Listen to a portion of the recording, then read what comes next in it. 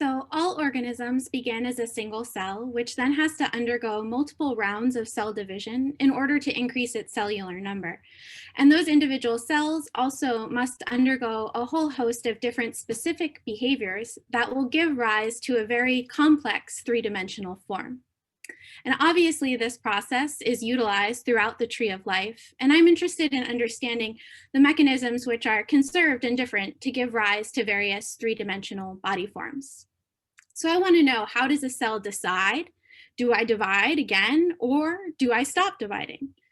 And how a cell must be in a specific phase of the cell cycle to perform a certain behavior, such as move from one location to another. So a cell can progress through the cell cycle to give rise to two daughter cells.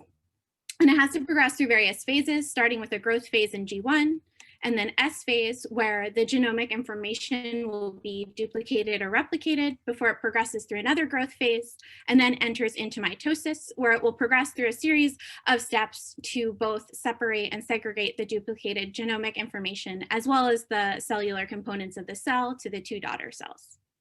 These cells can then make a decision to continue through this cell cycle or to exit the cell cycle and not divide again. Another interesting thing that I'm interested in understanding is how cells pause or get held in certain stages of the cell cycle, such as G1S or G2, and how and why this might impact the cell's decision and different behavioral processes of the individual cells of an organism. And so what I and others in the lab have been able to determine through various experiments is that cells actually must be held in specific phases of the cell cycle in order to perform their specific functions. And here I'm going to give you two examples. So the first example, if you focus on this cell in cyan, as this movie loops back through, you'll notice that this cell is actually invading or punching or breaking through this underlying tissue or membrane here in magenta. And in order for the cell to perform this event, we have established that it must be held in G0. If this cell begins to progress through the cell cycle, it can no longer do its function of invasion. Another example is of a cell that's migrating through an organism. And this cell is moving and highly dynamic here. And researchers have shown that this cell actually needs to be held in S phase of the cell cycle in order to undergo this migratory event. So to understand more of a cell's decision between whether it needs to continue divide, exit division, or whether it should pause in one of these cell cycle phases and perform a specific event, I use the research organism roundworm C. elegans, which is a microscopic small worm. And we can visualize the cell divisions within this animal throughout development and embryogenesis. And this animal then will hatch and undergo 4 larval stages before it becomes a mature reproductive adult. What's really exciting about C. elegans is not only can we image them, but we also has a short time span. And we know from the one cell to the final animal which cells will become which. So which cells will be neurons and which cells will be muscle.